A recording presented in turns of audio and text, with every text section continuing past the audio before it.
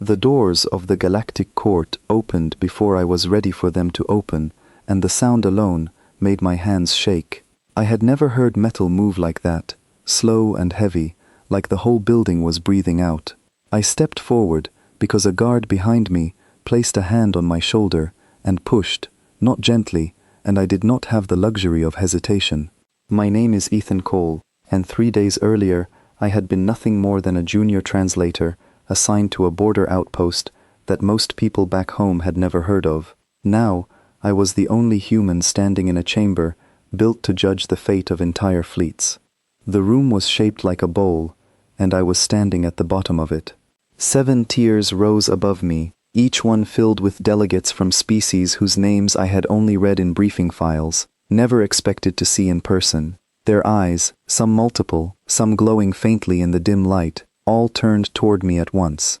I felt the weight of that attention like a physical thing pressing on my chest. I was wearing a uniform that did not fit quite right, borrowed in a hurry, and I remember thinking that if I fainted right there, no one on my planet would ever know how it happened. A voice announced my arrival in a language that translated into my earpiece a half-second late, calling me the sole witness for the Human Systems Coalition. I almost laughed, not because it was funny, but because the idea of being called a coalition's entire witness list felt absurd. There was no coalition delegation behind me, no advisors, no legal team, just me, a chip containing my testimony clearance, and the memory of an event I had not fully processed yet. I want to explain how I ended up there, because none of it made sense to me either, not at first. 3 days before the summons, I had been stationed on an outpost near a contested border, a quiet posting that mostly involved translating trade requests and filing reports nobody read twice. The outpost existed because it sat near a resource corridor that several species wanted access to, and humanity had been granted observation rights there after years of careful negotiation.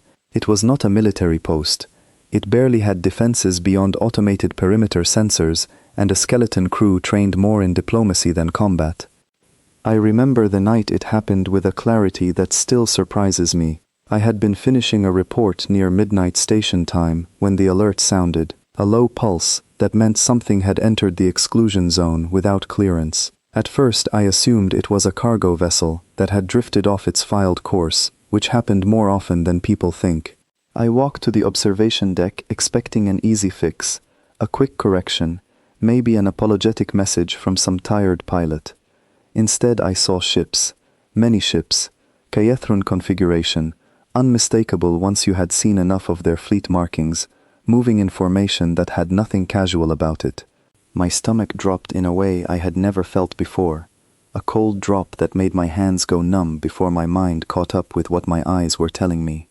I want to be careful here, because this is the part the court cared about most, and it is the part I had to explain over and over during questioning. The Kayethrun fleet did not announce themselves, they did not request passage, they crossed the boundary line at a speed and formation that any trained observer would recognize as a probing maneuver, the kind used to test how a target reacts under pressure, not the kind used by a lost trade convoy. I triggered the outpost's communication protocol immediately, sending the standard first contact warning, the one every species in this sector is supposed to recognize by treaty: silence. I sent it again, following procedure exactly as trained, waiting the mandated interval before escalating. Still nothing. On the display, the fleet continued forward, ignoring every channel I opened. At that point, protocol required me to send a distress signal to the nearest response point, which for our outpost happened to be a single coordinate deep in human space, far enough that I did not expect help to arrive before whatever was going to happen had already happened. I sent it anyway, because that is what you do when you have run out of better options, and because some part of me still believed that following the correct steps would matter, even if help never came. What I did not know then, and what I only learned later from records shared during the trial, was that the signal reached a single vessel already in transit nearby, a ship called the Kestrel's Oath. I will describe that ship properly later, because it deserves more than a passing mention. But at that moment all I knew was that my distress call had gone out into the dark and I had no idea if anyone would answer it in time. The Cathrun fleet kept advancing. I remember counting the ships on the display, 12 of them, arranged in a formation designed to encircle, rather than pass through. My training told me this was not an error in navigation. This was intent. I remember my hands trembling as I reached for the outpost's limited defensive controls, not because I believed we could fight 12 warships with a handful of automated turrets, but because doing something felt better than doing nothing. I want to pause here and be honest about something, because honesty is the only thing that got me through the questioning later. I was afraid, not the mild nervousness people feel before a difficult meeting, but a deep, physical fear that made my vision narrow at the edges. I had never been trained for combat. I had been trained to translate trade agreements and mediate small disputes over shipping lanes. Nothing in my life had prepared me for watching an armed fleet close in on a station with fewer than 20 people on it. The outpost commander, a calm woman named Grace Whitfield, arrived on the deck moments after the alert and took charge immediately. She did not raise her voice. She did not panic. She simply began issuing orders in a tone that suggested she had rehearsed this exact scenario 100 times in her head, even though nothing about our posting had suggested it would ever be necessary. I followed her instructions without question, grateful that someone in the room seemed to know what to do. Grace ordered a second warning transmission, this time including our exact defensive readiness, a move I did not understand at first. Why would we tell an approaching fleet exactly how weak we were? She explained later, during a quiet moment before everything changed, that concealment would only invite a longer, more dangerous standoff. Clarity, she said, sometimes discourages aggression better than uncertainty does. I did not fully believe her at the time, but I had no better idea, so I stayed quiet and watched. The Cathrun fleet did not slow down. If anything, their formation tightened, drawing closer together in a pattern that suggested they were preparing for a coordinated maneuver rather than a peaceful approach.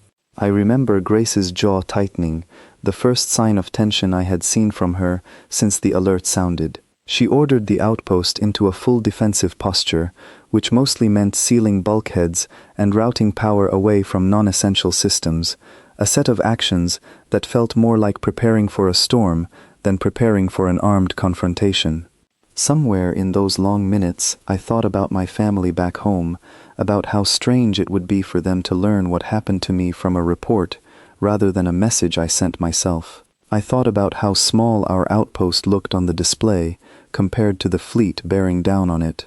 I thought about every briefing I had ever attended that assured us tensions in this sector were manageable, that the treaties held, that no one would risk open conflict over a resource corridor.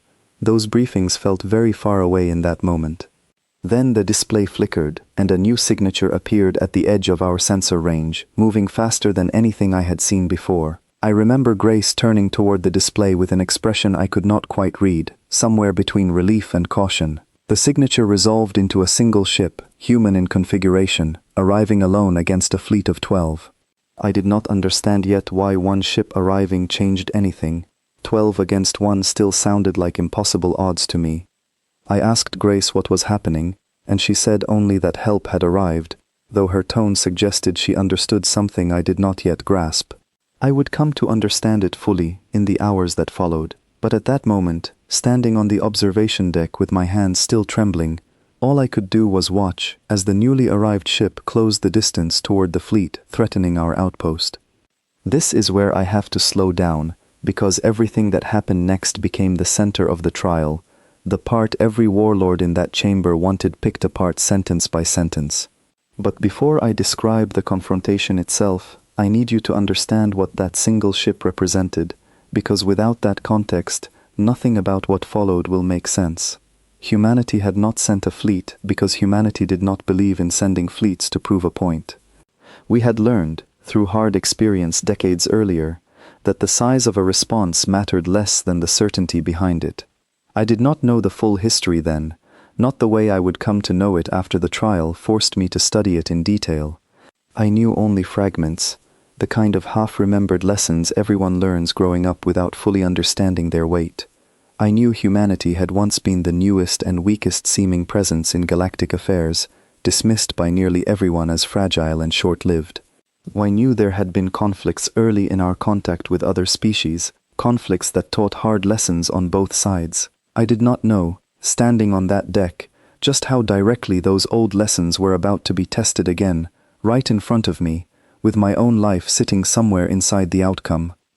The single ship reached the edge of the Kaithrun formation and did not stop, did not slow, did not send any message that I could detect. Grace watched the display with an intensity that told me she recognized the ship's approach pattern, though she did not explain it to me at the time. I only knew that the fleet, which moments earlier had been closing in on our outpost with total confidence, suddenly adjusted its formation, spreading outward, as if reacting to a threat none of us on the station could yet identify. I remember asking Grace, in a voice that came out smaller than I intended, whether one ship could really make a difference against 12. She did not answer right away. She kept her eyes on the display, watching the Kaithron formation shift again, more urgently this time, and only then did she say something I have never forgotten. She said that the number of ships was never the part that worried people who understood us. It was something else entirely, something I would not fully understand until I watched it happen with my own eyes. The proceedings in the court would later focus almost entirely on the next several minutes, minutes I had relived so many times in my own memory that I could recite them in my sleep. But standing there, watching it unfold for the first time, I had no framework for what I was seeing. I only knew that the fear I had felt moments earlier had shifted into something else, a strange, quiet certainty that whatever was about to happen would change how I understood my own people forever. I glanced at Grace one more time before the first exchange began, and she was no longer watching the display with worry. She was watching it with something closer to grim patience, the look of someone who had seen this pattern before and knew exactly how it would end, even if the rest of us on that deck did not yet share her certainty. I turned back to the display and waited, my hands finally steady, though I could not have told you why. That moment, small and quiet as it was, became the foundation of everything I would later testify to before the court. Not the battle itself, not yet, but the feeling in the room just before it began, the sense that something old and deliberate was about to be demonstrated again, for anyone paying close enough attention to understand it. I did not know then that I would spend the following days trying to explain that feeling to 7 skeptical delegations who had never experienced it themselves. I only knew that I needed to keep watching, because whatever happened next would matter more than anything I had witnessed in my life up to that point. There was a technician beside me on the deck, a young man named Daniel Voss, who had transferred to the outpost only 2 months earlier. He kept glancing between the display and Grace, waiting for some sign that would tell him how afraid he should be.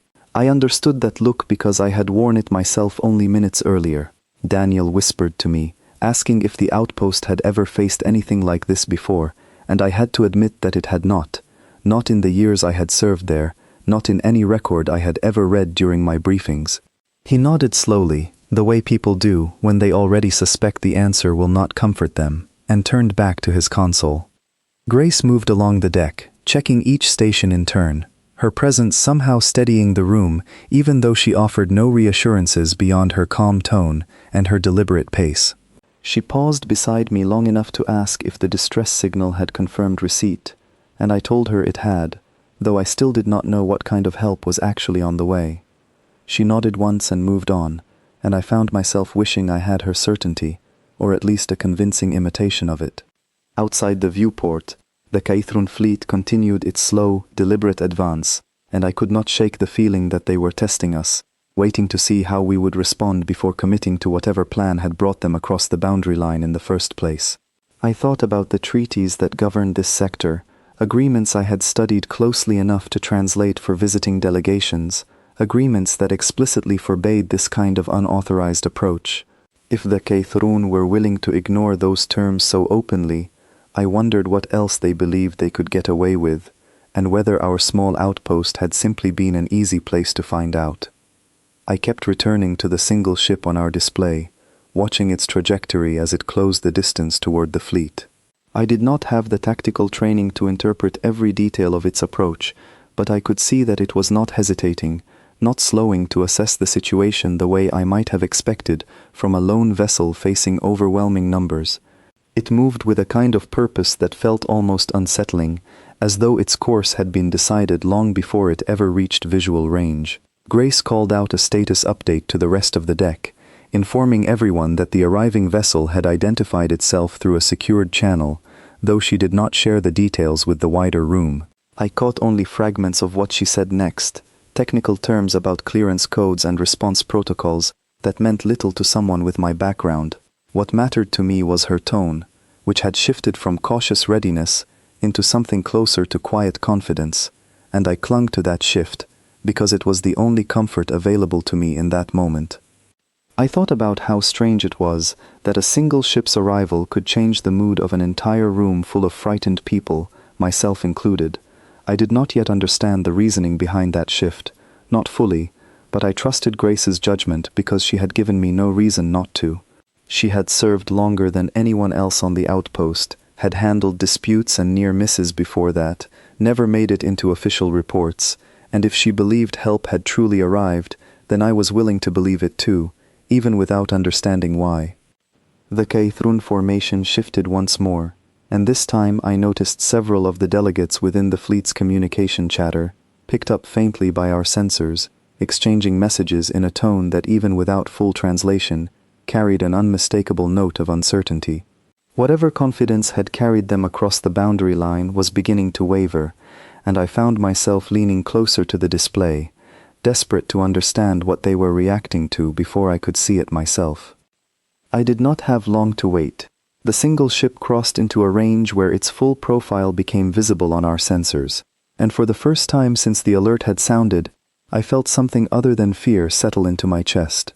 I still did not understand the tactics unfolding in front of me, and I still did not know how one ship could possibly counter 12, but I understood, in a way I could not fully explain even to myself, that everything happening on that display was about to become the most important thing I would ever witness. The court moved quickly once my introduction ended, and the presiding judge, a tall figure whose species I did not recognize, read the formal charge in a voice amplified across the entire chamber. The charge accused humanity of using excessive and unauthorized force against a Keithrun fleet, an act the accusation described as a violation of the sector's oldest standing treaty. I stood at the center of the bowl-shaped room, listening to words that made my chest tighten, because I knew the truth was very different from what was being described, and I understood that convincing 7 skeptical delegations of that truth would not be easy. I had expected some kind of formal defense counsel to stand beside me, someone trained in galactic law who could argue on humanity's behalf, while I simply answered questions when asked. That expectation dissolved quickly.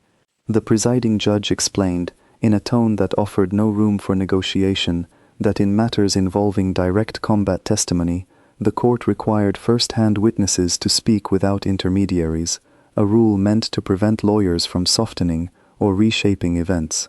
I was the only person present who had witnessed the incident from beginning to end, which meant the entire weight of humanity's defense rested on my ability to describe what actually happened, clearly and honestly, without embellishment or omission. I remember scanning the tiers above me, trying to read the expressions of the delegates seated there, though most of their faces were unfamiliar enough that I could not easily interpret them. A few wore expressions I recognized as skepticism, arms folded, postures rigid.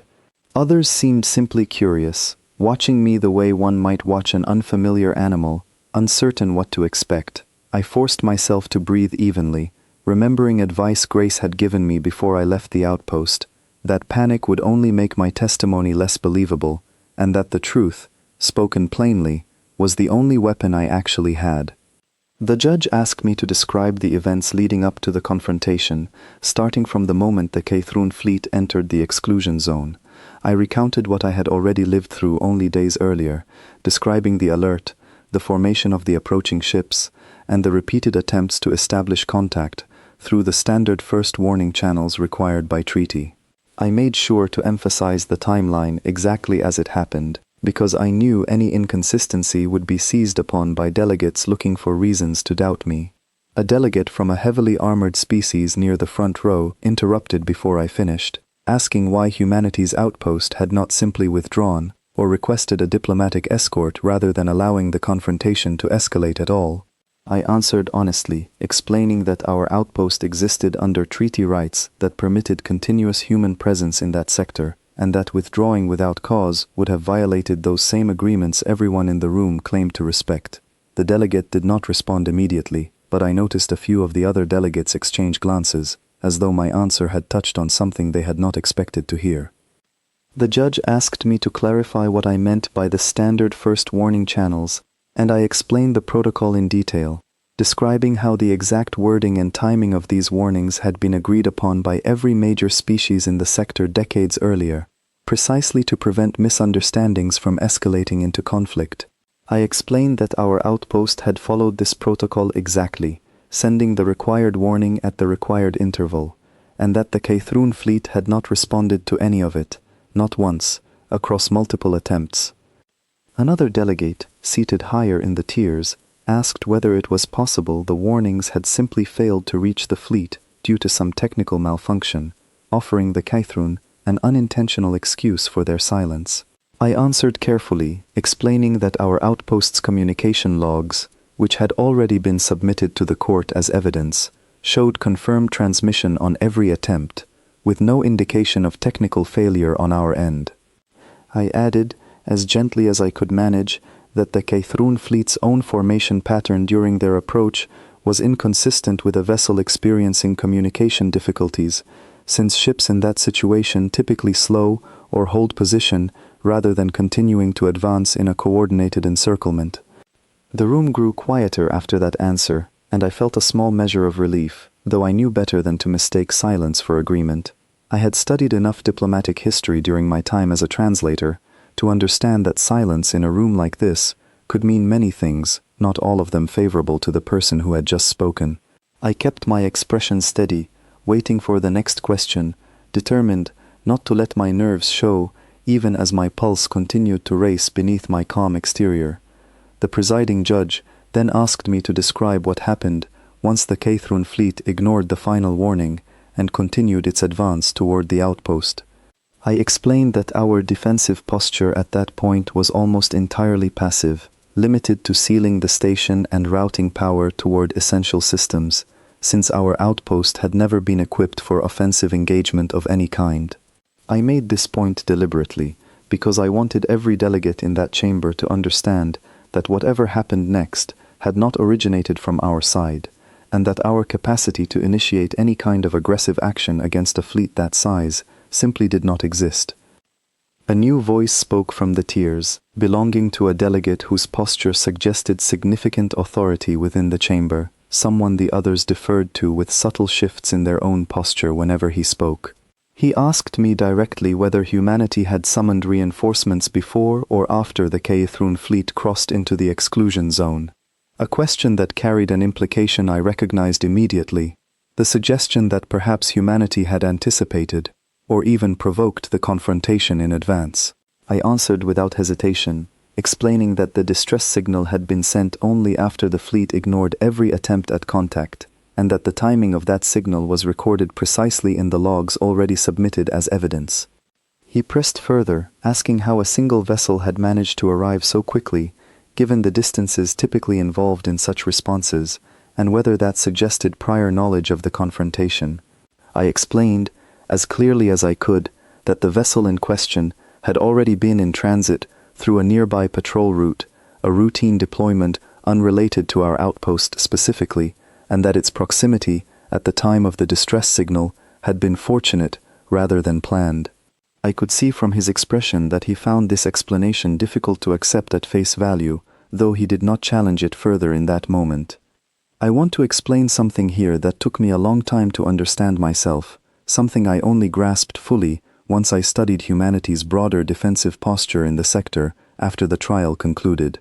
Our patrol routes were not accidental. They were deliberately designed to ensure that any human territory or treaty-protected zone remained within a reasonable response window at all times, a policy developed specifically because humanity had learned, through painful early experience, that slow responses invited testing behavior from species who assumed weakness where none actually existed. I did not share this reasoning with the court in that moment, because I did not yet fully understand it myself, but it would become an important part of my testimony later in the proceedings. The questioning continued for what felt like hours, though I later learned it had only been a little over 1 hour by the court's own timekeeping. Delegate after delegate asked variations of the same core questions, testing my account from different angles, searching for inconsistencies or gaps that might undermine the story I was telling.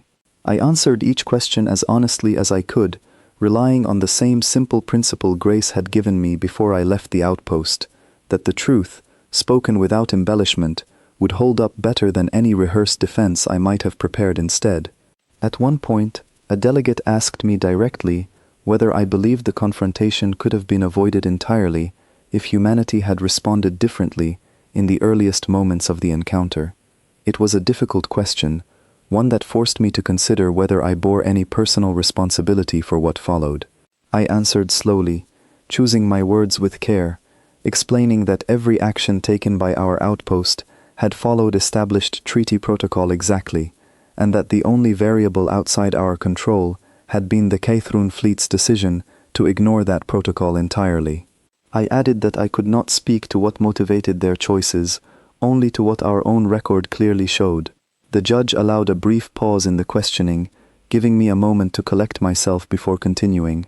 I used that pause to look up at the tiers again, studying the faces watching me, trying to gauge whether my testimony was making any difference at all. I could not be certain, not yet, but I noticed that the initial hostility in the room had softened slightly, replaced by something closer to careful attention. Whether that shift would be enough to change the outcome of the trial, I had no way of knowing at that point. When the questioning resumed, the tone shifted toward the confrontation itself, the part of the story I had been dreading most, because it was the part that would determine everything. The presiding judge asked me to describe, in as much detail as I could recall, exactly what happened once the human vessel arrived and engaged with the Cathrun fleet. I felt my throat tighten slightly, not from fear of the memory itself, but from the weight of knowing how much depended on my ability to describe it accurately and without exaggeration. I asked for a moment before answering, and the judge granted it without objection. I used that moment to steady my breathing, to remind myself that I was not there to perform outrage or sympathy, only to recount what I had actually seen with my own eyes. I thought of Grace's calm presence on the observation deck, of Daniel's nervous glances, of the strange shift in the room's mood as the single ship closed the distance toward 12. I thought of the moment I had realized, without fully understanding why, that everything happening on that display was about to matter more than anything I had witnessed in my life. Before I could begin, another delegate raised a hand, requesting one final clarification before the account continued.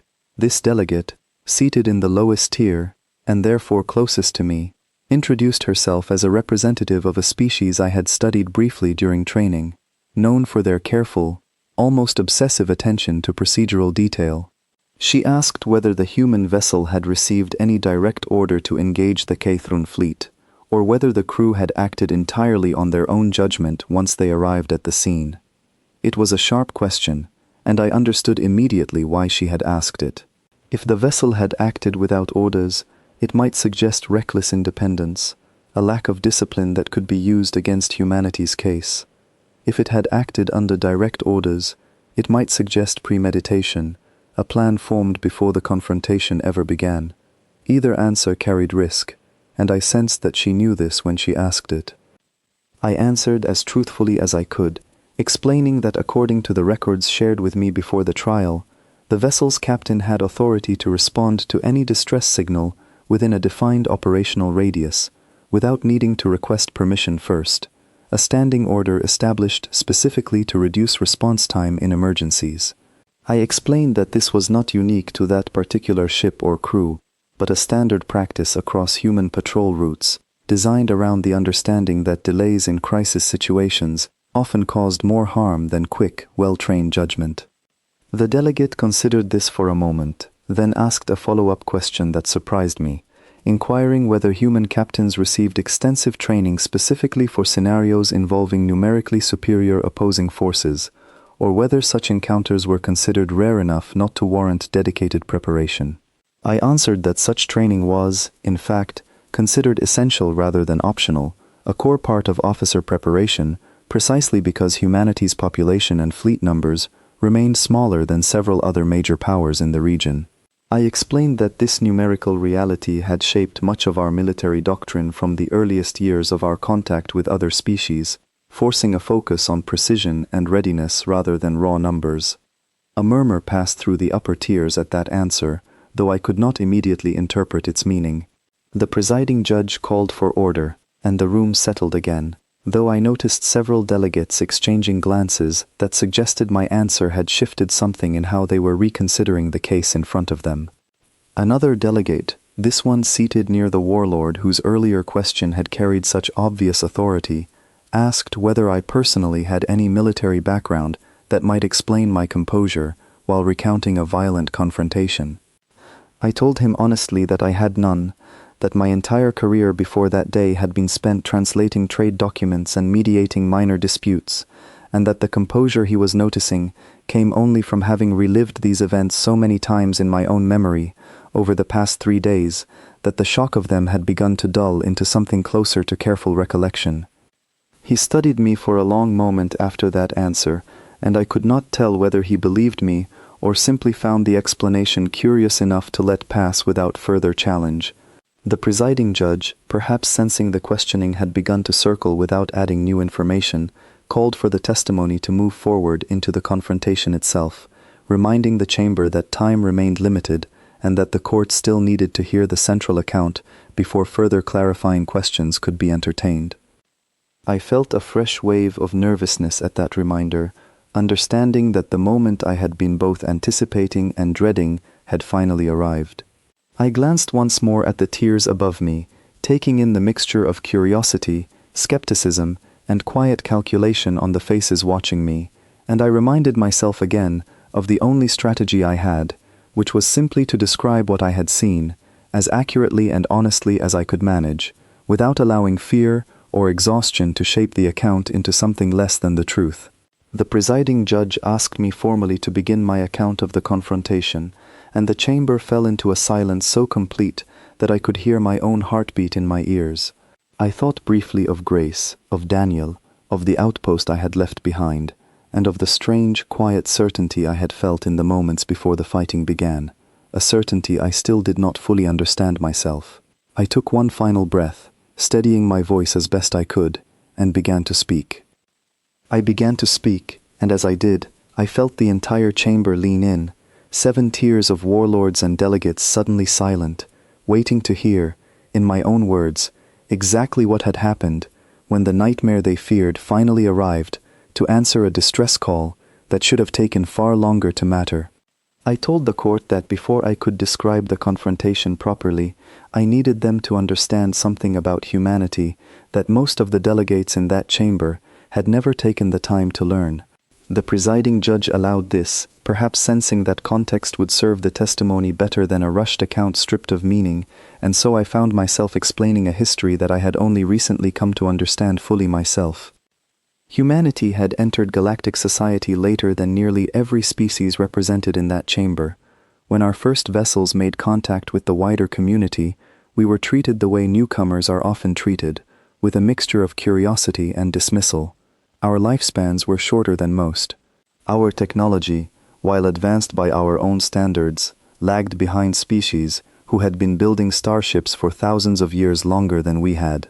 Several delegations at the time openly speculated that humanity would either be absorbed into larger power structures or fade into irrelevance within a few generations, unable to compete on the galactic stage. I explained that this assumption shaped much of how other species approached us during those early years, and that a handful of encounters during that period tested humanity in ways that permanently altered how we understood our place among the stars. I did not go into graphic detail during my testimony, choosing my words carefully to avoid dwelling on specifics that would serve no purpose beyond causing discomfort in the chamber. What mattered was the outcome, not the particulars, and I focused my account on the lessons humanity drew from those difficult years rather than the events themselves. The lesson, simply put, was this: Species who assumed humanity's short lifespans and late arrival meant weakness consistently underestimated our capacity for adaptation. Where other cultures built their strength around scale, around vast fleets and populations spread across many systems, humanity built its strength around precision, coordination, and an almost obsessive commitment to preparation. We could not outnumber our neighbors, so we learned instead to outthink and outmaneuver situations that others assumed would overwhelm us through sheer force of numbers. A delegate near the top tier interrupted at this point, asking whether I was suggesting humanity considered itself superior to older, more established species in the sector. I answered carefully, explaining that this was not my intention at all. Humanity did not view itself as superior, only as determined to survive on terms that acknowledged our actual limitations, rather than pretending they did not exist. I explained that this distinction mattered greatly to how we approached conflict, because a species that believes itself naturally superior tends toward carelessness, while a species that understands its own vulnerabilities tends toward discipline.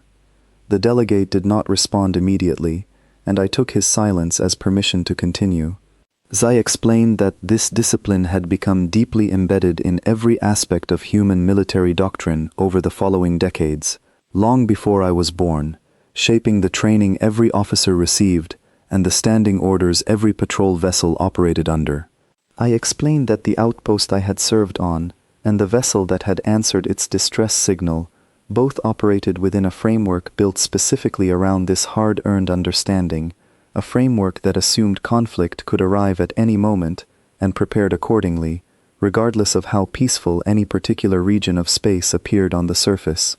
Another delegate, seated closer to the presiding judge, asked whether this doctrine explained the standing order that allowed the responding vessel's captain to engage without requesting permission first, a detail I had mentioned earlier in my testimony. I confirmed that it did, explaining that removing unnecessary delay from crisis response had become one of the clearest lessons drawn from our early difficult encounters. Waiting for approval through multiple layers of command, we had learned, often cost more than it protected, especially in situations where an opposing force was actively testing boundaries and counting on hesitation to create opportunity. I could see several delegates absorbing this explanation with expressions I found difficult to read, though a few seemed to lean forward slightly, as though recalculating something in their own understanding of the case before them. I pressed forward, wanting to explain one more piece of context before returning to the confrontation itself, because I believed, and still believe, that without this piece, nothing about what happened next would make proper sense to anyone unfamiliar with humanity's history. I explained that humanity's relatively small numbers compared to other major powers in the region meant that every engagement carried enormous weight. We could not afford to lose ships or personnel carelessly, not the way species with vastly larger populations and fleets sometimes could.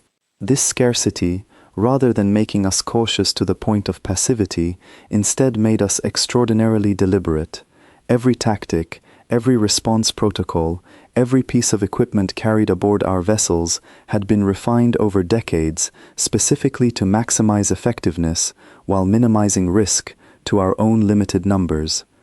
A delegate near the back of the chamber, who had remained silent throughout most of the proceedings, finally spoke, asking a question that struck me as unusually perceptive. He asked whether this doctrine meant that humanity's forces avoided unnecessary confrontation whenever possible, given how costly any conflict would be to a species with our limitations. I confirmed that this was exactly correct and that avoiding unnecessary confrontation had become, in many ways, the single most important principle guiding human military strategy since those difficult early years. I explained further that this was precisely why the outpost's response to the Kayithrun fleet had followed such a careful, measured sequence of warnings before any other action was considered. We did not want conflict. We had structured our entire approach around avoiding it wherever possible, because conflict cost us more than it cost species with larger populations to draw from. I told the court that this was the framework I needed them to understand before I described what happened once those warnings were ignored, because without understanding how much humanity valued avoiding confrontation, the events that followed might seem more aggressive than they actually were. The presiding judge asked whether I could clarify what happened. In humanity's doctrine, once every attempt to avoid confrontation had failed, and an opposing force continued to advance, despite repeated warnings, I answered honestly, explaining that at that point, doctrine shifted entirely. Once every reasonable step to prevent conflict had been exhausted, hesitation became a liability rather than a virtue, because any further delay would only endanger our own limited forces without changing the outcome. I explained that this shift from extreme caution to decisive action often appeared abrupt to outside observers unfamiliar with the doctrine behind it, but that it was, in fact, the product of careful calculation rather than any sudden loss of restraint. I paused here because I wanted the court to understand something crucial before I continued into the confrontation itself. The abruptness that other species sometimes found unsettling in human responses was not a lack of control. It was the opposite. It was control so complete that once a decision had been made, there was no wasted motion, no lingering hesitation, no gradual escalation that might allow an opposing force additional opportunity to cause harm. I explained that this was, in fact, the very thing that had unsettled the K'thrun fleet once the confrontation began, though I would need to describe the events themselves before that point would make full sense to the chamber. A delegate seated near the Warlord who had questioned me most aggressively earlier finally spoke, his tone noticeably less hostile than before. He asked whether this doctrine had been formally documented anywhere accessible to the court, or whether I was simply offering my own interpretation of humanity's approach. I told him that the doctrine was in fact extensively documented, though much of it remained restricted for security reasons, given the strategic advantage such documentation represented. I explained that what I was offering was not simply my own interpretation but an account shaped by growing up within a culture that had internalized these lessons so completely that they shaped everyday thinking, not just official military policy. The presiding judge indicated that the court would formally request access to whatever documentation could be shared without compromising legitimate security concerns, a note I found strangely reassuring, since it suggested at least some willingness to verify my account against something beyond my own testimony. I thanked the judge for this consideration, though I understood that verification would take time the court likely did not have before reaching its decision.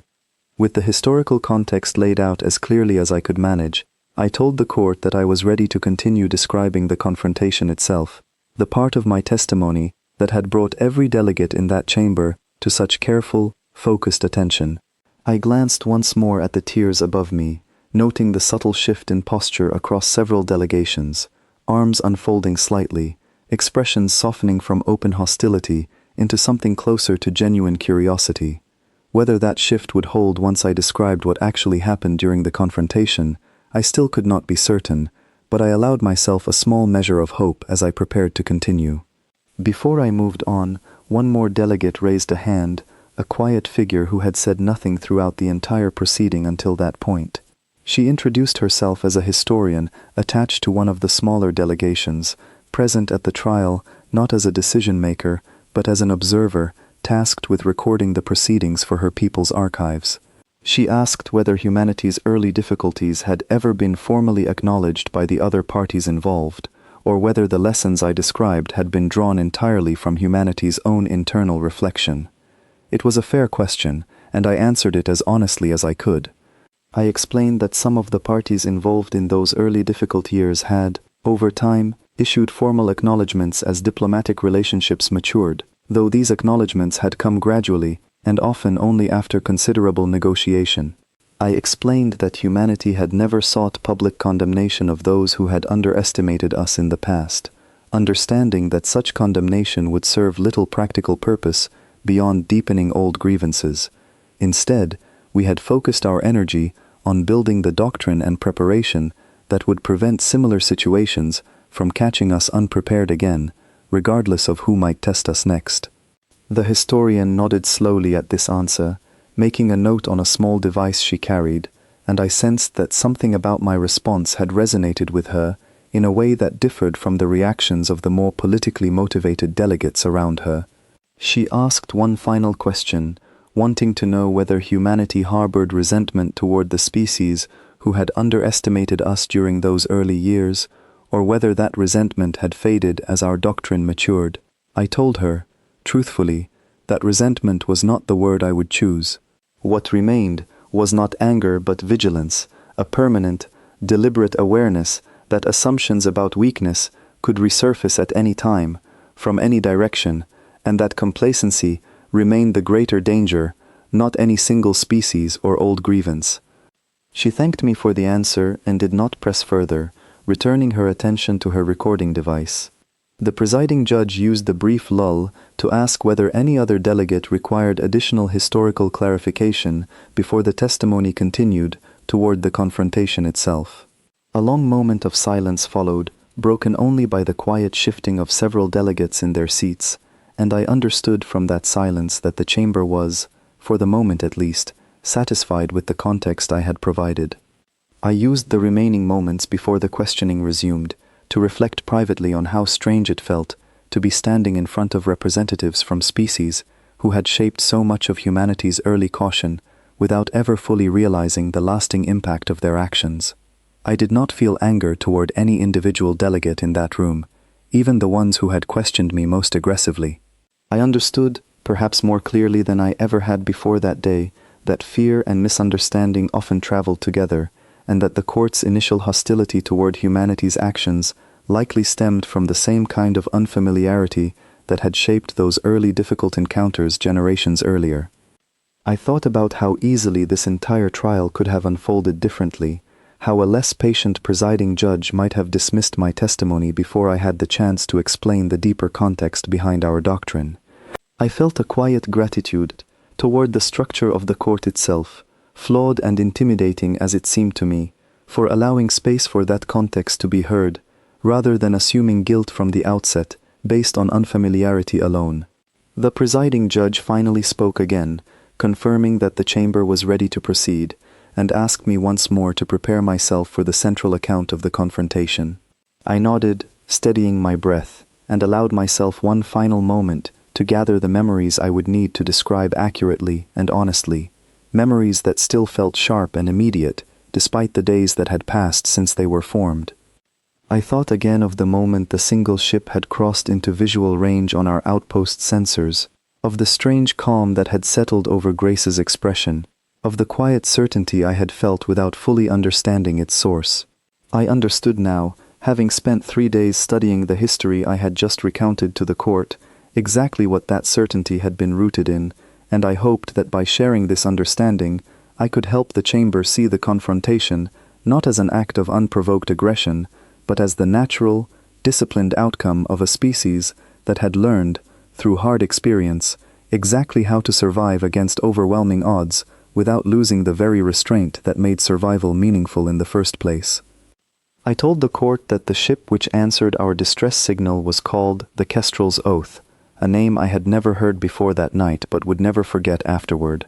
It was not a large vessel, not by the standards of the fleets I had studied in briefing files over the years. It carried a crew of only 40, small enough that every person aboard likely knew each other by name, small enough that losing even a handful of them would have been felt deeply throughout the entire ship. This detail carefully, because I wanted the court to understand exactly what kind of force had answered our call. Not a battle fleet, not a show of overwhelming strength, but a single vessel with a crew smaller than the population of a modest village.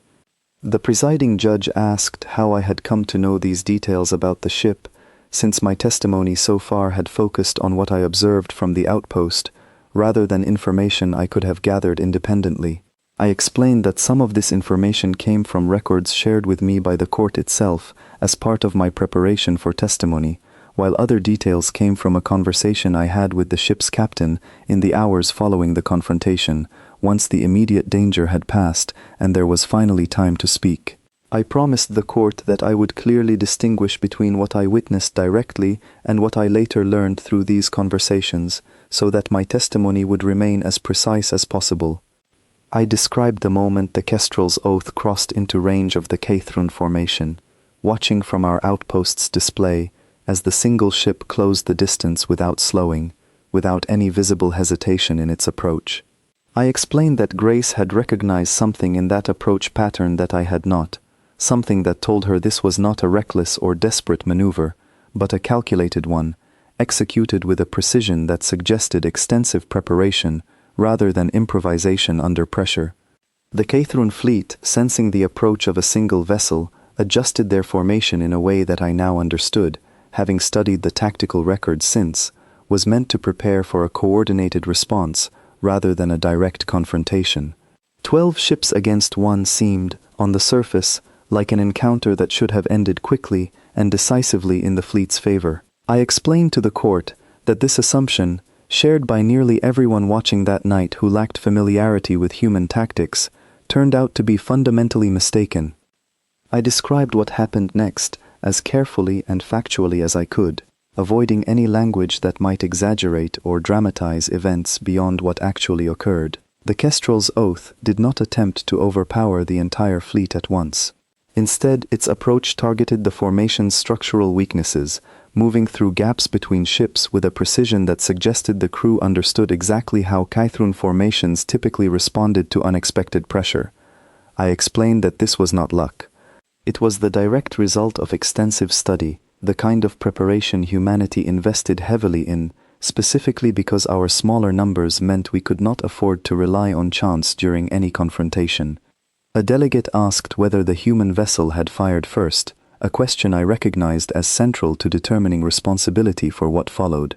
I answered honestly, explaining that according to both my own observations and the tactical logs later reviewed by court investigators, the Kestrel's oath did not initiate offensive action until after the Cathrun fleet altered its formation in a way that any trained observer would recognize as preparation for an attack on the ship itself. Vi explained that human doctrine required exhausting every reasonable alternative before engaging, but did not require waiting until an actual strike had already landed, since doing so would have needlessly endangered the crew without changing the eventual outcome. I described how the confrontation unfolded over the following minutes, careful to keep my account measured and factual rather than dramatic. The Kestrel's oath moved with a coordination that seemed to overwhelm the numerical advantage the Cathrun fleet had assumed would guarantee their success. I explained that this was not because the single ship possessed weapons or technology significantly beyond what the fleet carried, but because the crew's training and coordination allowed them to respond to each development in the confrontation with a speed and precision that the larger, more loosely coordinated fleet simply could not match. I told the court that within a relatively short span of time, the Cathrun formation began to break apart, ships pulling away from the encounter in patterns that suggested confusion rather than coordinated retreat. I explained that Grace, watching from our outpost display, described this moment as the point where numerical advantage stopped mattering, because the fleet's individual ships were no longer operating as a coordinated force capable of overwhelming a smaller, more disciplined opponent. Instead, each ship seemed to be reacting independently, uncertain how to respond to an opponent who refused to behave the way 12 against 1 should have guaranteed. A delegate asked whether any Cathrun ships were destroyed during the confrontation, a question that made the entire chamber go very still as they waited for my answer. I answered honestly, explaining that according to the tactical records, several ships within the fleet sustained damage severe enough to force their withdrawal from the engagement, though the majority of the fleet retreated once it became clear that continuing the confrontation would not achieve their apparent objective. I explained that human doctrine emphasized disabling and deterring over destruction wherever possible, precisely because unnecessary escalation ran counter to the restraint I had described earlier in my testimony. I want to pause here in my account, because this detail became one of the most important points of the entire trial, and I want to be certain I explain it clearly. The Kestrel's oath did not pursue the retreating fleet once it became clear the Cathrun ships were withdrawing. I emphasized this point directly to the court, because I believed, and still believe, that it was the clearest evidence available that humanity's actions that night were defensive rather than aggressive in nature. A fleet genuinely seeking unauthorized escalation, seeking to punish or destroy an opponent beyond what the situation required, would have pursued a retreating enemy. The Kestrel's oath did not. The presiding judge asked me to clarify how I knew this detail so precisely, since it described events occurring at a distance from our outpost's own sensors. I explained that this information came directly from the ship's own logs, submitted to the court as evidence, logs that recorded the captain's explicit order to allow the retreating fleet to withdraw without pursuit once the immediate threat to our outpost had been neutralized. As I explained that I had reviewed these logs personally during my preparation for testimony, specifically because I wanted to understand fully what had happened beyond what I could observe directly from the outpost itself. A delegate near the top tier, who had remained largely silent throughout the confrontation portion of my testimony, finally spoke, asking whether I could describe what happened once the confrontation ended and the Kestrel's oath approached our outpost directly.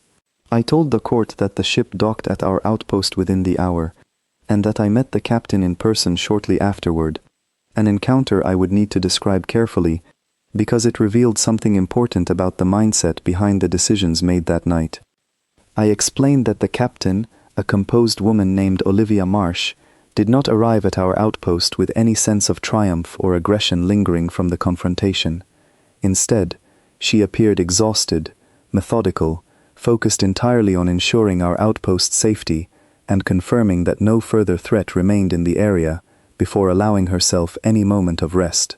I described how she immediately requested a full damage assessment of our station, checked on the well-being of every person aboard, and only afterward asked for a quiet space to file her official report, a request that struck me at the time as remarkably restrained, given what she had just accomplished.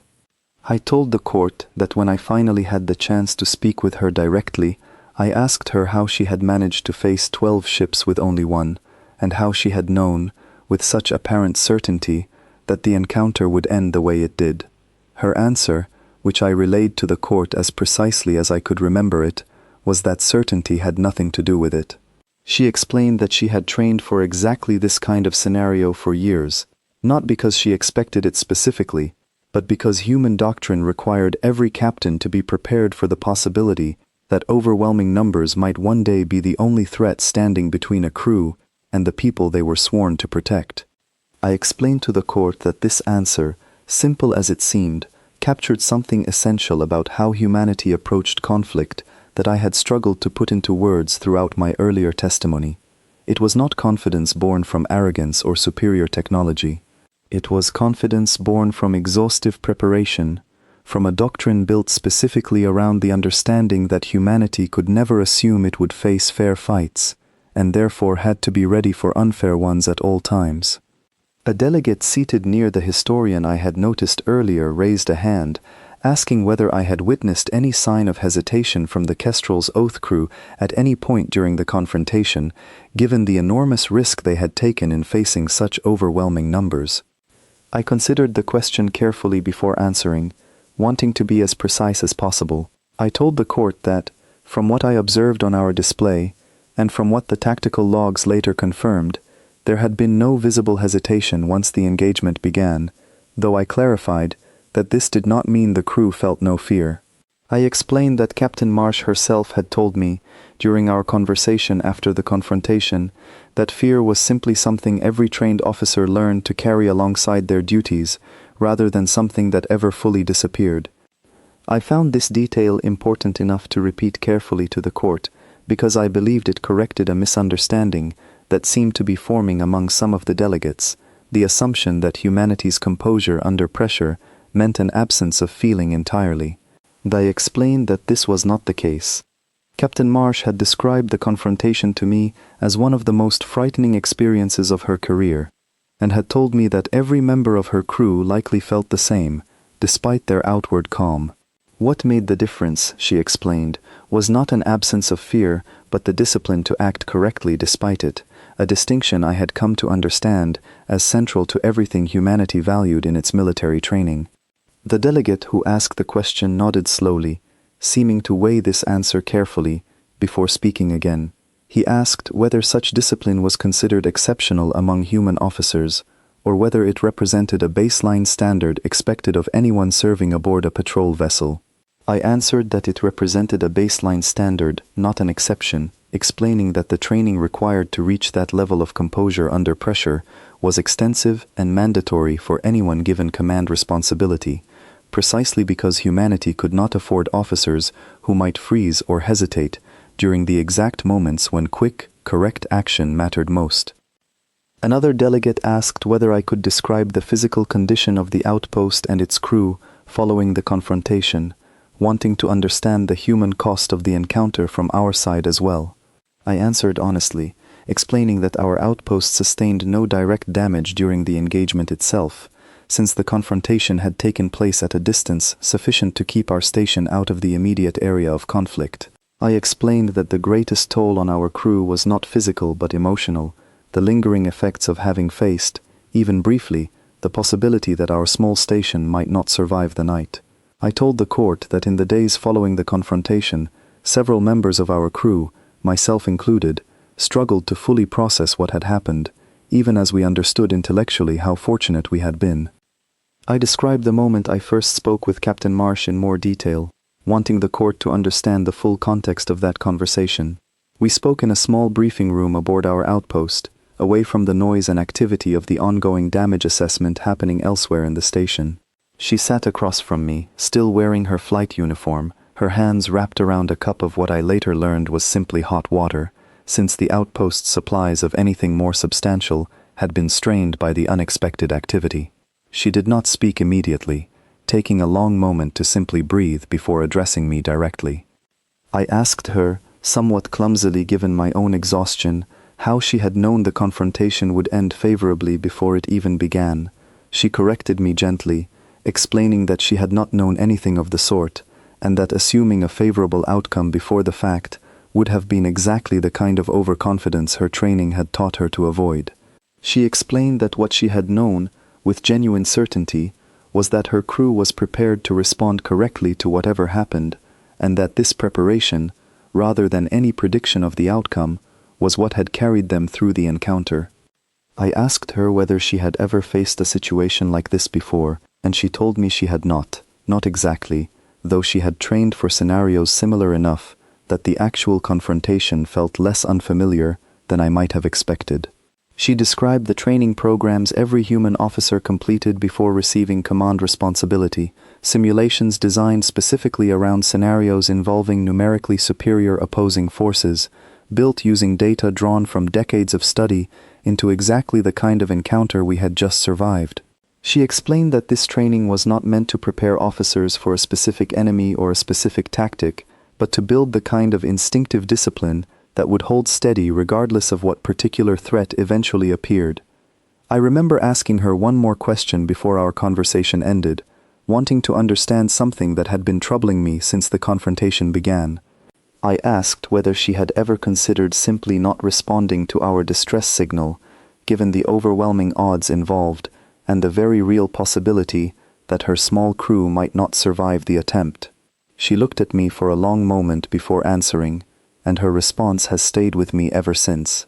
She told me that the question itself represented exactly the kind of thinking her training had taught her to set aside, because a distress signal from a protected outpost was not a request to be weighed against personal risk, but an obligation that existed the moment the signal was sent, regardless of the odds involved in answering it.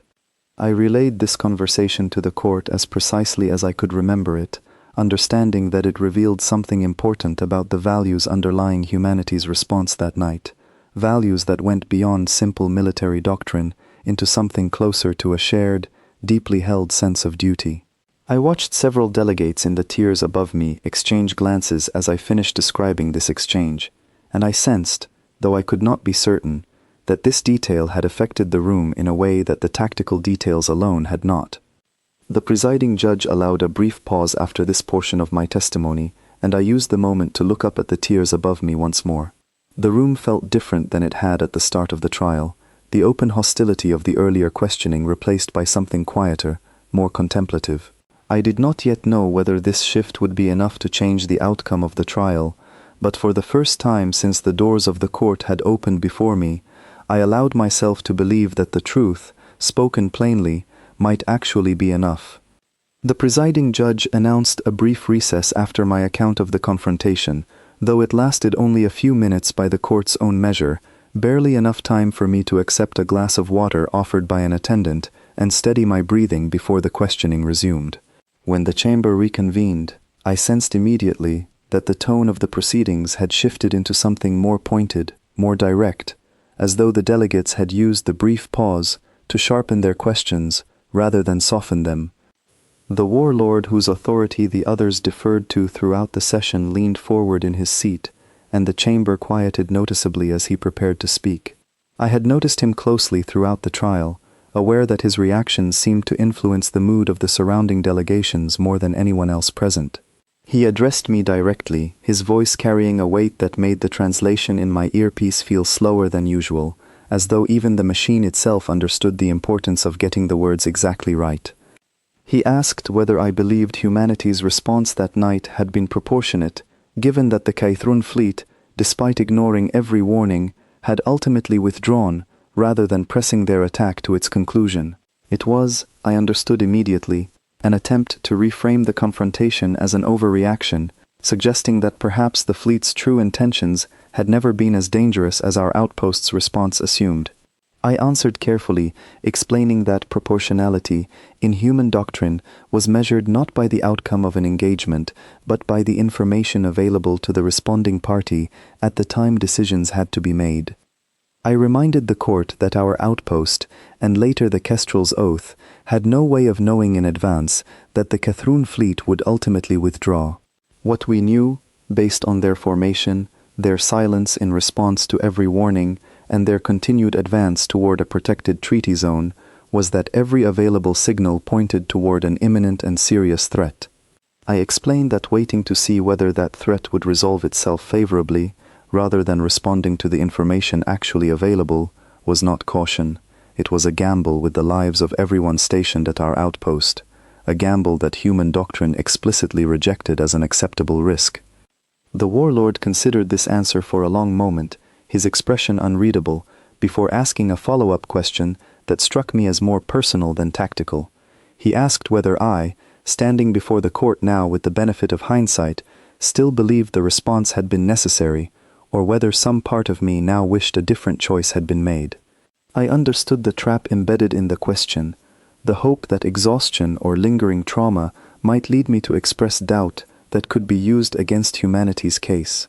I answered honestly, because honesty remained the only strategy I trusted.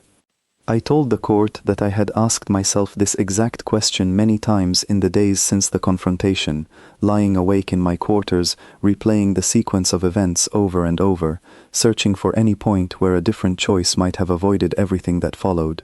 Zal explained that I had not found one.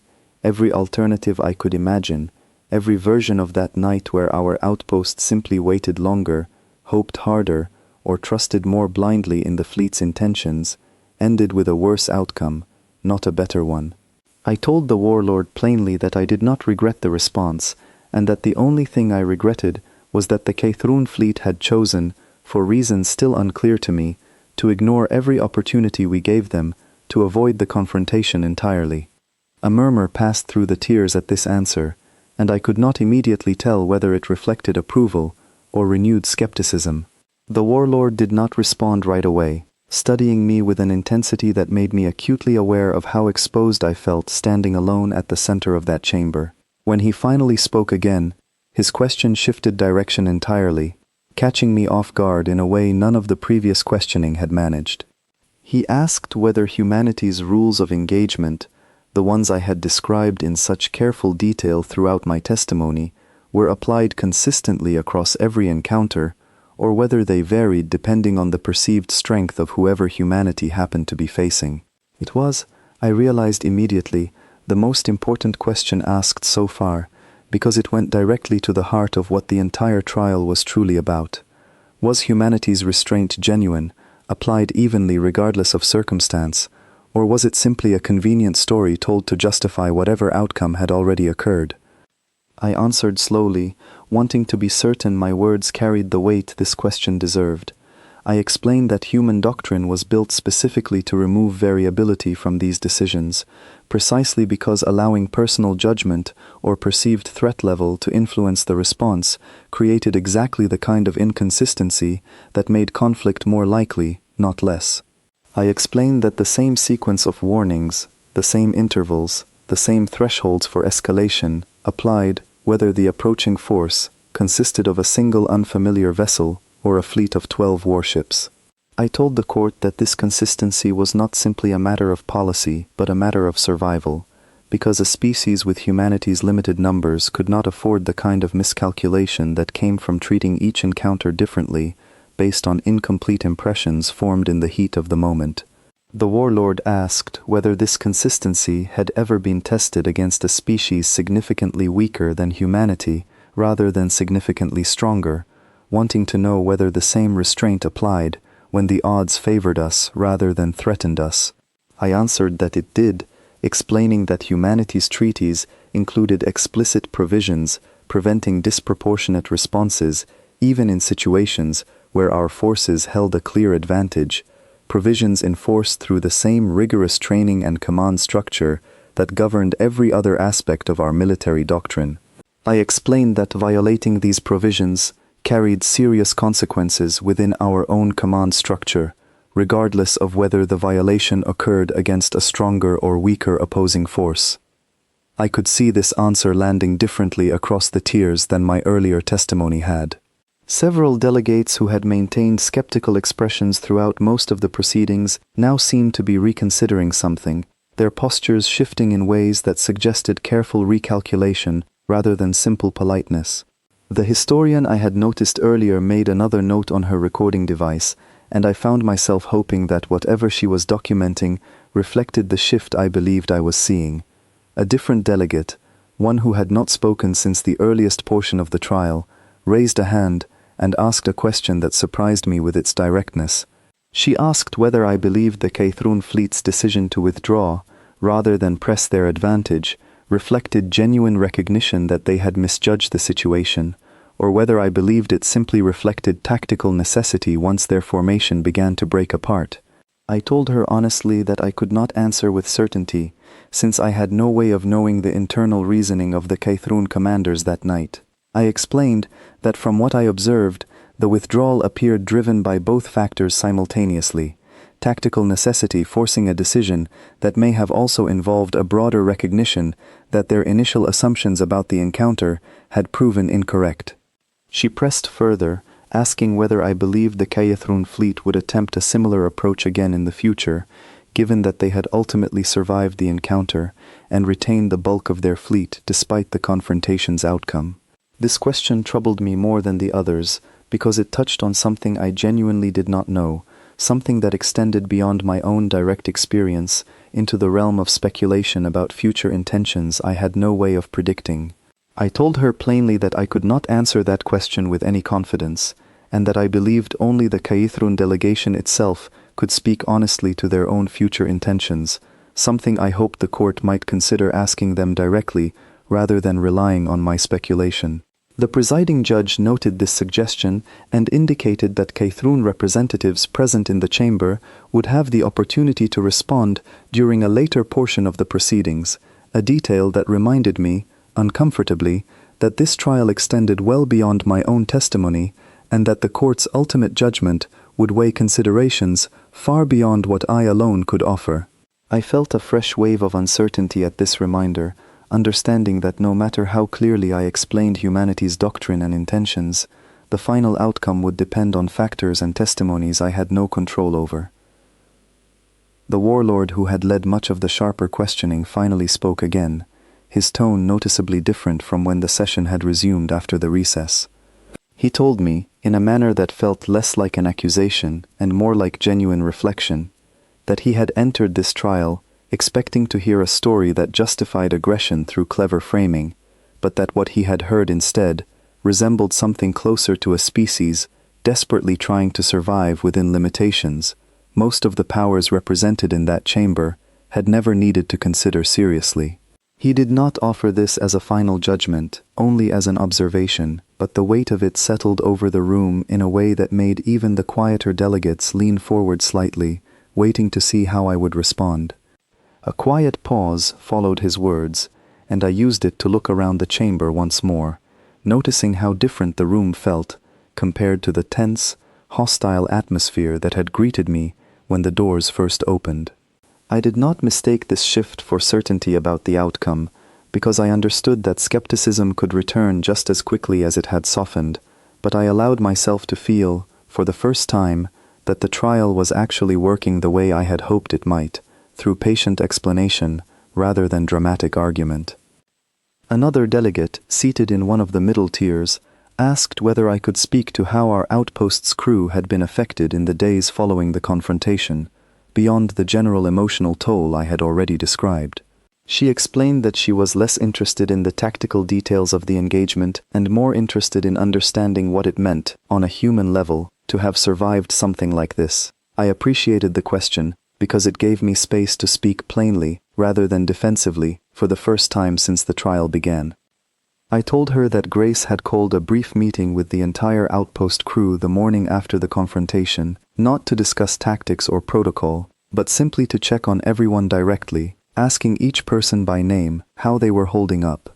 I explained that this kind of attention to individual well-being was not unusual within human command structures, and that Grace's approach reflected a broader understanding that surviving a dangerous encounter did not mean a crew emerged from it unaffected, regardless of how the engagement itself had concluded.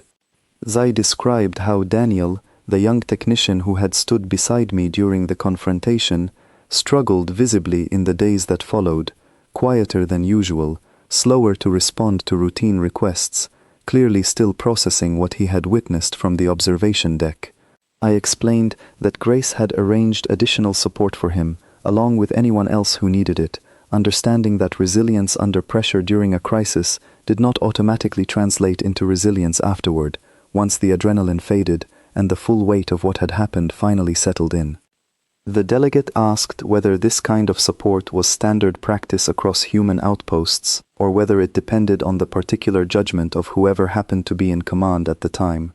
I answered that while individual commanders certainly brought their own style to how they implemented it, the underlying requirement was standard, built into the same doctrine I had described earlier in my testimony. I explained that humanity had learned, through difficult experience, that neglecting the psychological toll of conflict on its personnel created problems that often proved more damaging over time than the original crisis itself, and that our military structures had adapted accordingly, treating this kind of support as a core responsibility rather than an optional courtesy. She nodded slowly at this answer, making her own note before sitting back in her seat. I noticed several other delegates watching this exchange, with expressions that suggested genuine interest rather than the calculated skepticism that had characterized much of the earlier questioning. I began to understand, gradually, that this trial was not simply about determining fault for a single confrontation, but about helping an entire chamber of powerful, often suspicious species understand something fundamental about who humanity actually was, beneath the assumptions and rumors that had likely shaped their expectations before I ever walked through those doors. The presiding judge asked whether I had anything further to add regarding the aftermath of the confrontation before the court moved toward its closing questions. I considered this for a moment, wanting to use the opportunity well, rather than simply filling silence with unnecessary detail. I told the court that the most important thing I could add was this: nothing about that night had felt like a victory to anyone on our outpost, or, from what I understood, to anyone aboard the Kestrel's Oath either. Sai explained that the mood in the days following the confrontation had been closer to quiet relief, mixed with lingering unease, not celebration, because everyone involved understood how easily the outcome could have been very different. I told the court that I believed this reaction, more than anything else I could describe, reflected the true nature of humanity's approach to conflict. We did not seek out confrontation, and we took no pride in having survived one, even when survival meant the eventual outcome favored us. What we valued, I explained, was simply making it through difficult circumstances with as few losses as possible, and returning as quickly as we could to the quiet, unremarkable work of maintaining peace along the borders we were trusted to observe. The Warlord, who had spoken most directly earlier in the session, asked one final question before the presiding judge moved the proceedings forward. He asked whether I believed the court's judgment, whatever it turned out to be, would meaningfully change how humanity approached similar situations in the future, or whether our doctrine remained fixed, regardless of outside opinion. I answered as honestly as I could, telling him that humanity took the judgment of this court seriously, and that any formal guidance or expectation set by these proceedings would be studied carefully by those responsible for shaping our future doctrine. I added, however, that the underlying principles I had described throughout my testimony, the commitment to restraint, to consistency, and to protecting our own limited numbers through careful preparation rather than aggression, were unlikely to change regardless of the outcome, because those principles had been earned through experience too costly to set aside, based on a single ruling, however important that ruling might be. He accepted this answer with a slow nod, and I sensed, though I could not be entirely certain, that something in the room had settled into a kind of quiet consensus, even before the formal deliberation had begun. The presiding judge announced that the court would move toward its final round of questioning, reminding the chamber that the decision ahead carried consequences extending well beyond the immediate parties involved, given how closely other species throughout the sector would be watching how this particular case concluded. I told him, as honestly as I could manage, that his observation captured something I had struggled to articulate throughout the entire trial, and that if the court walked away from these proceedings understanding even that much about humanity, I would consider my testimony to have accomplished something meaningful, regardless of the final verdict still to come.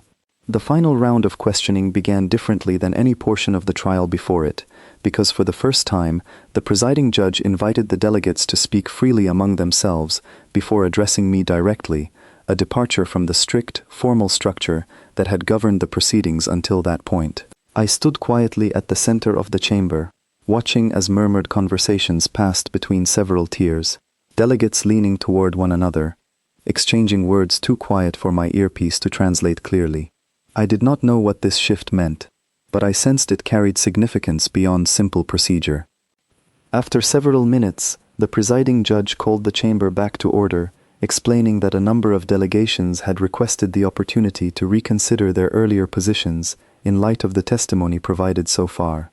I felt my chest tighten at this announcement, uncertain whether reconsideration would favor humanity or work against us, and I forced myself to remain outwardly calm even as my thoughts raced through everything I had said, searching for anything that might have been misunderstood or misrepresented.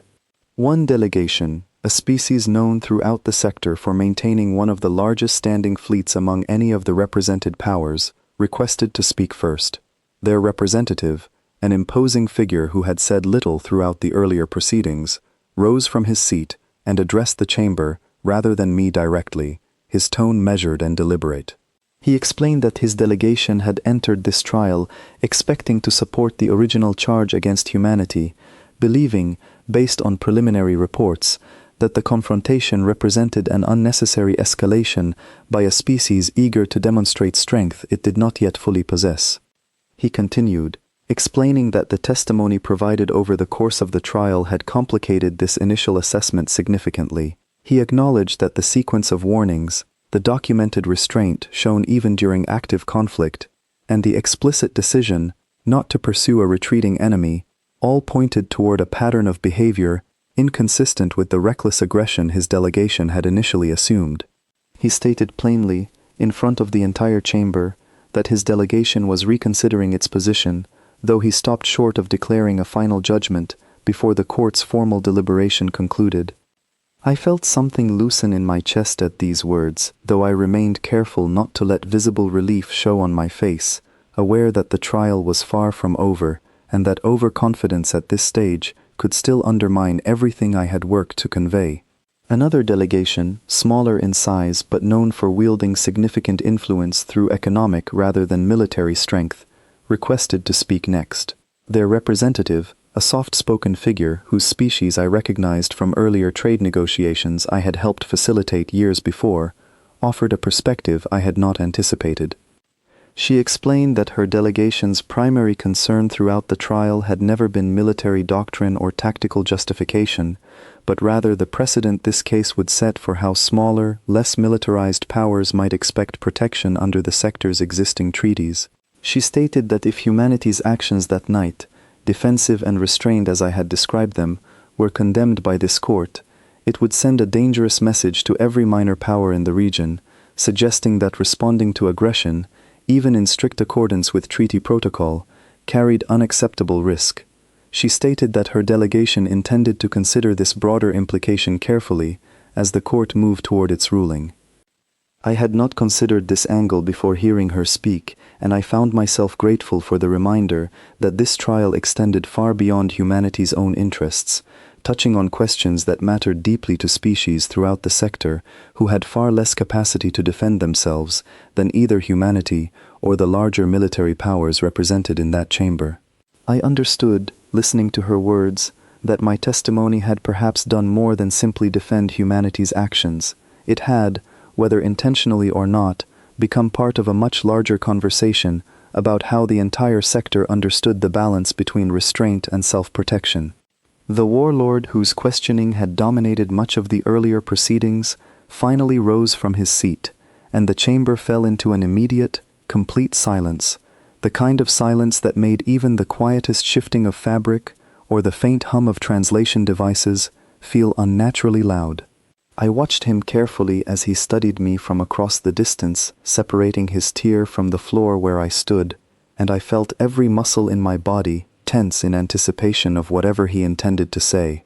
He addressed me directly this time, rather than speaking to the wider chamber as the previous delegates had done.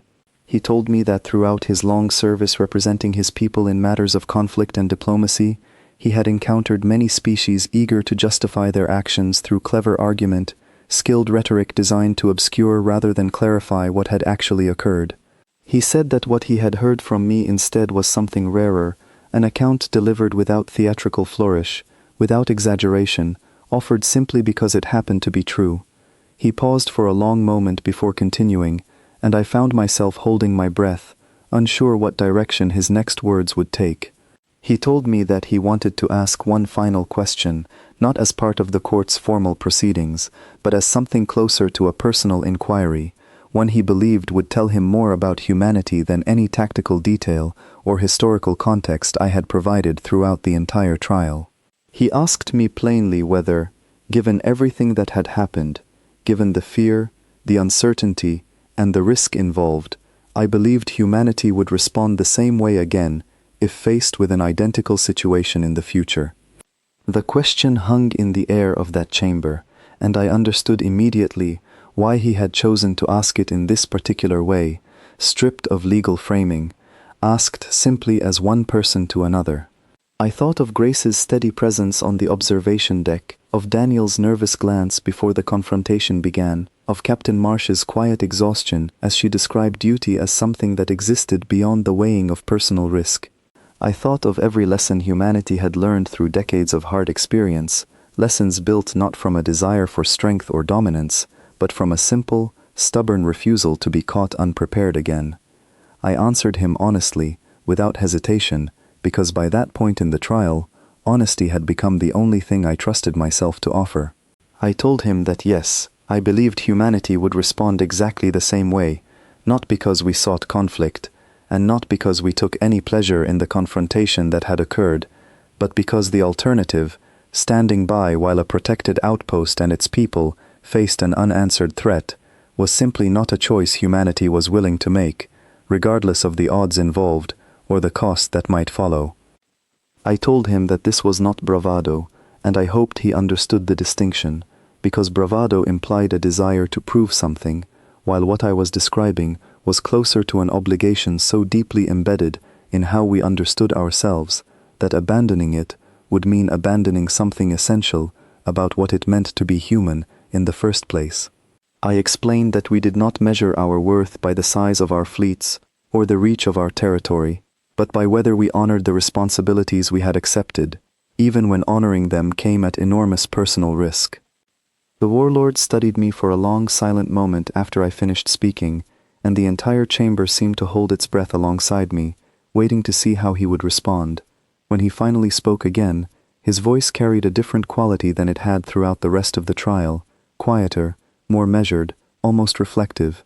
He told the chamber that he had entered these proceedings prepared to see humanity condemned, expecting to find, beneath the polished testimony, a species eager to prove its strength through unnecessary aggression, the exact nightmare so many in the sector had quietly begun to fear as reports of humanity's growing capability spread.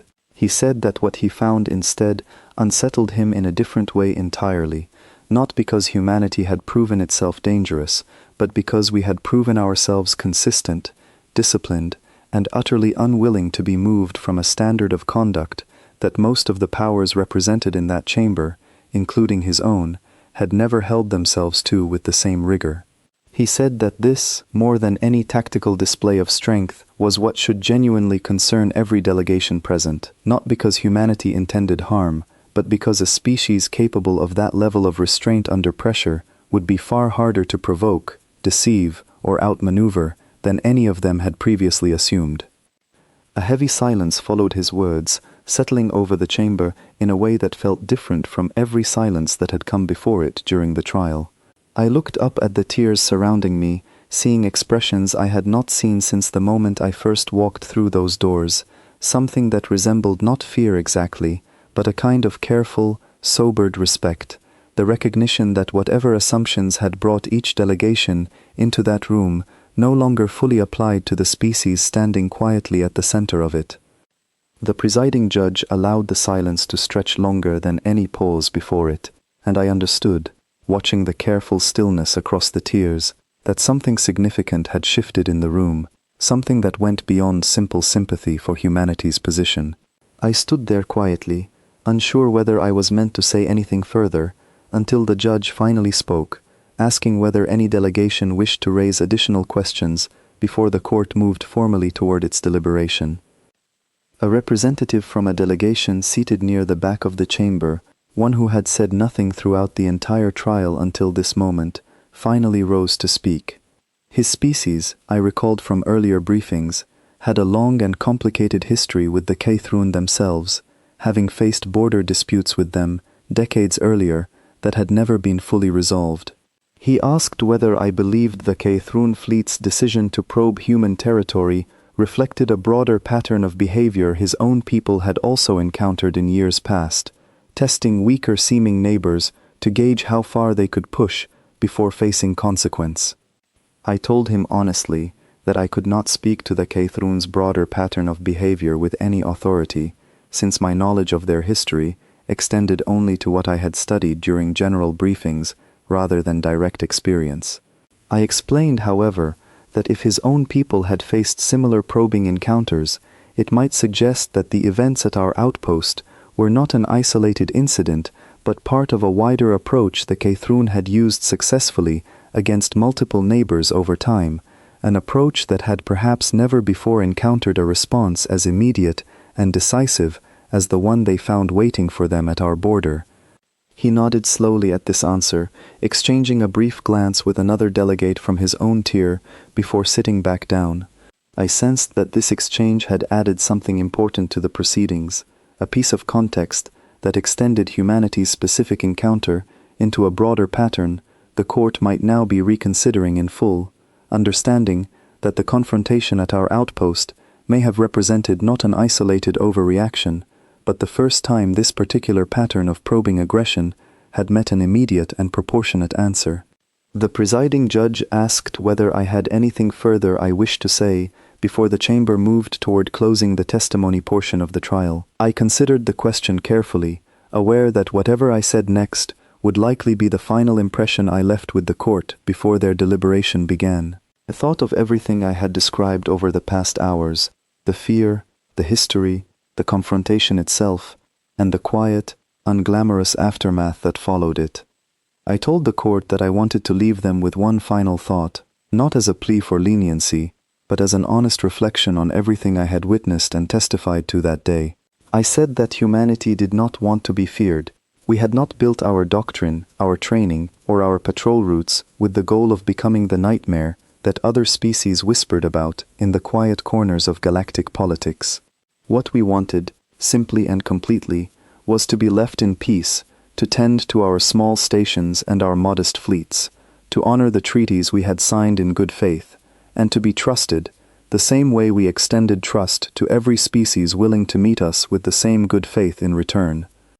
I told them that, if this trial resulted in a fair judgment, one that recognized the difference between aggression and disciplined defense, it would matter far beyond the immediate outcome for our outpost and its crew. It would tell every species watching, including our own people back home, that the court understood something essential about who we actually were, not the exaggerated nightmare feared by those who had never truly understood us, but a species doing its careful, deliberate best to survive and coexist within a galaxy far larger and far older than we were. The chamber remained quiet after I finished speaking, and I understood, looking around at the tiers surrounding me, that whatever judgment the court eventually reached, I had said everything I possibly could to explain the truth as clearly and honestly as I knew how. The presiding judge thanked me formally for my testimony, announcing that the court would now move into closed deliberation, and that I would be notified once a verdict had been reached.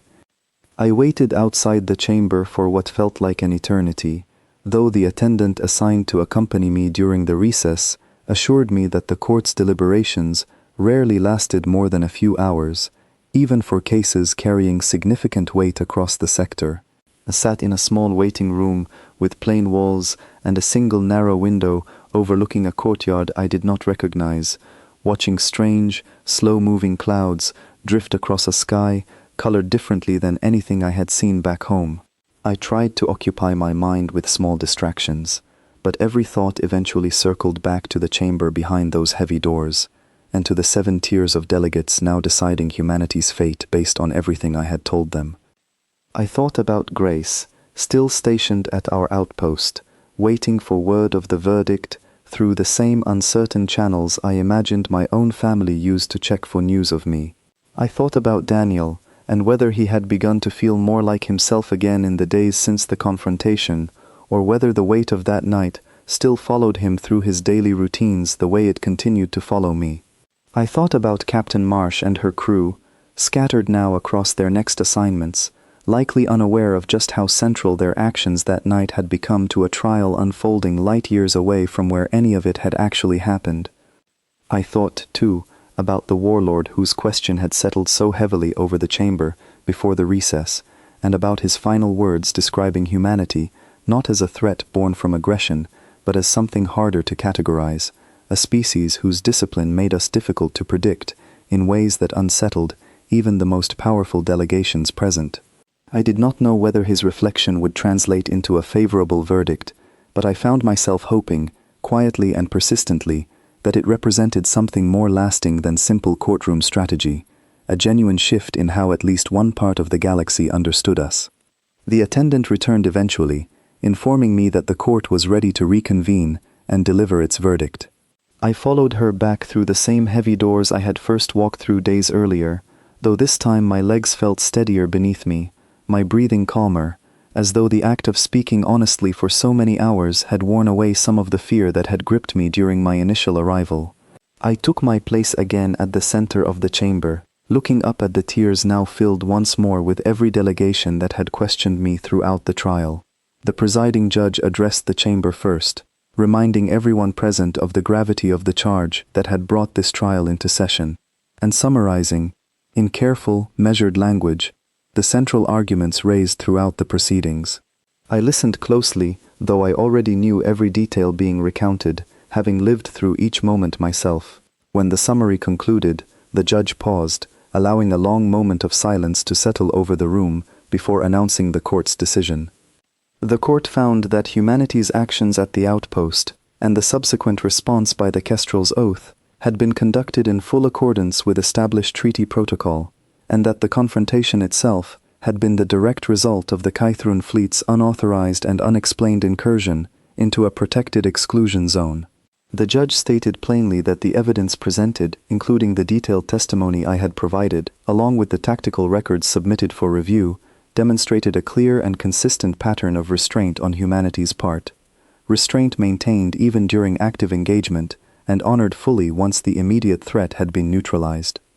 I felt something release in my chest as the words settled over the chamber, a tension I had carried since the moment those doors first opened before me, finally beginning to ease. The judge continued, noting that the court found no basis to support the original charge of excessive or unauthorized force, and that the formal accusation against humanity was dismissed in its entirety. A quiet murmur passed through the tiers at this announcement, though it did not carry the hostility I remembered from the trial's earliest hours. It felt, instead, like the sound of a room adjusting to information it had already begun to expect. The judge was not finished, however, and what followed struck me as more significant than the dismissal of the charge itself. The court formally acknowledged, based on the pattern described in my testimony and corroborated by the delegation whose own history with the Kayathrun had been raised during the final round of questioning, that the events at our outpost may represent part of a broader pattern of probing incursions carried out against multiple minor and mid-sized powers throughout the sector. The judge announced that this finding would be forwarded for further investigation, opening the door to a wider inquiry into the Kaythrun's conduct along several disputed borders, an outcome I had not anticipated when I first walked into that chamber, expecting only to defend humanity's own actions. I stood quietly as the judge concluded the formal reading of the verdict, aware that the legal outcome, as important as it was, represented only part of what had actually happened over the course of the trial. The deeper shift, the one I had felt building throughout the questioning, seemed to live somewhere beyond the words of the ruling itself, settled instead into the changed expressions of the delegates watching me from the tiers above. The warlord whose earlier reflection had left such a lasting impression on the chamber rose once more before the session formally closed, requesting a final moment to address the court, a request the presiding judge granted without hesitation. He spoke slowly, choosing his words with obvious care, telling the assembled delegations that this trial, regardless of the specific verdict reached, should serve as a lesson for every power represented in that room. He said that humanity had not sought to prove its strength through this confrontation, and had, in fact, done everything within its power to avoid it entirely. What the confrontation ultimately proved, he said, was something far more unsettling to anyone who had previously dismissed humanity as young, fragile, or inconsequential. It proved that we would not be tested twice in the same way, and that our restraint, however patient, had clear and firmly held limits. He turned to address me directly one final time before returning to his seat, telling me that he hoped I would carry this trial's outcome back to my people not as a victory to celebrate, but as confirmation of something he suspected humanity already understood deeply about itself, that our value in this sector would never be measured by the size of our fleets or the reach of our territory, but by the steadiness with which we honored the responsibilities we accepted, even when honoring them came at enormous personal cost. I thanked him, my voice steadier than I expected given everything I had been through over the preceding days, and told the chamber that I would carry his words back with me, along with everything else I had learned through this experience, understanding that I was returning home not simply as a witness who had survived a difficult trial, but as someone forever changed by what that trial had revealed about my own people and the galaxy we now shared with so many watchful, wary neighbors. The court formally closed the session shortly afterward, and I was escorted from the chamber through a different set of doors than the ones I had entered through, doors that opened onto a transport bay where a small human vessel waited to carry me home. I boarded quietly, taking a seat near the viewport, watching the strange architecture of the court's homeworld shrink behind us as we pulled away, and I found myself reflecting on everything that had happened since the night the Kaythrun fleet first crossed into our exclusion zone. I thought about how easily this entire story could have ended differently, how a single hesitation, a single miscalculation, or a single moment of panic could have changed everything that followed. I thought about Grace's calm presence, about Daniel's nervous glance, about Captain Marsh's quiet exhaustion, and about the strange, unexpected weight my own testimony had carried before a chamber full of powerful, skeptical strangers. I understood now, in a way I had not fully grasped before stepping into that courtroom, that the true nightmare feared by those warlords was never our strength alone. It was the steadiness behind it, the calm, deliberate discipline that made humanity impossible to predict, impossible to provoke carelessly, and impossible to underestimate twice. The pilot of the small transport, a quiet man named Nathan Pierce who had been assigned to escort me home, checked in on me periodically during the journey, offering brief updates on our travel time and asking, more than once, whether I needed anything to help settle the exhaustion that had clearly settled into my posture by that point. I appreciated his quiet consideration, understanding that even this small act, checking on the well-being of a passenger who had just endured days of intense scrutiny, reflected the same underlying culture I had spent so many hours describing to the court. I spent much of the journey drafting a message to send ahead to Grace and the rest of the outpost crew, wanting them to hear the verdict from me directly, rather than through official channels that might strip the news of its full context. I described the court's ruling as plainly as I could, along with the broader investigation it had opened into the Caithrune's conduct along other borders, and I found myself adding, almost without thinking, a note of gratitude for how steadily everyone at the outpost had handled that difficult night, gratitude I had not fully expressed before leaving for the trial. I thought about Daniel specifically as I wrote, hoping the news might offer him some measure of closure, a confirmation that the fear he had felt on the observation deck had not been misplaced, and that the actions taken that night had been recognized, formally and publicly, as exactly the kind of careful, necessary response our training had prepared us to deliver. I imagined him reading the message in the same small berth where I had once found him quietly staring at star charts during slow shifts, and I hoped it might ease something in him that words alone from me, back when we were both still living through the confrontation's aftermath, had not quite managed to reach. As the journey continued, I found my thoughts drifting toward the wider implications of everything the court had uncovered during the trial, particularly the possibility that the Caithrune's incursion into our territory represented only one instance in a longer pattern of similar tests carried out against other vulnerable powers throughout the sector. I wondered how many smaller delegations, species without the kind of disciplined doctrine humanity had built through hard experience, had faced similar probing encounters without the fortunate combination of a nearby patrol vessel and a captain willing to answer a distress call against overwhelming odds. I hoped, sincerely, that the investigation the court had opened would help protect those smaller powers going forward, offering them the same kind of consideration and support that our own trial had ultimately received. I thought about the historian who had asked such careful, thoughtful questions throughout the proceedings, wondering what she would eventually write in her people's archives about this trial, and whether her account would capture the same nuance I had tried so hard to convey throughout my testimony. I hoped it would, understanding that the story other species told about humanity, long after this particular trial faded into history, would shape how future encounters unfolded far more than any single verdict ever could. By the time our transport approached the final stretch of its journey back toward human space, I found myself feeling something I had not expected to feel after everything I had been through, a quiet, settled sense of purpose. I had entered that courtroom as a frightened translator, with no formal training in law or diplomacy, carrying nothing but the truth of what I had witnessed. I left it having played some small part in shifting how an entire chamber of powerful skeptical delegations understood my people, not through force or clever argument, but simply through honest testimony, delivered as clearly and carefully as I knew how. As the transport carried me back toward home, I allowed myself, for the first time since the alert first sounded on that quiet outpost deck, to simply breathe, knowing that whatever came next for humanity, in this vast, crowded galaxy, we would meet it the same way we had met everything before it, not with eagerness for conflict, but with the quiet, unshakable readiness of a people who had learned, through hard experience, exactly what it took to survive among the stars.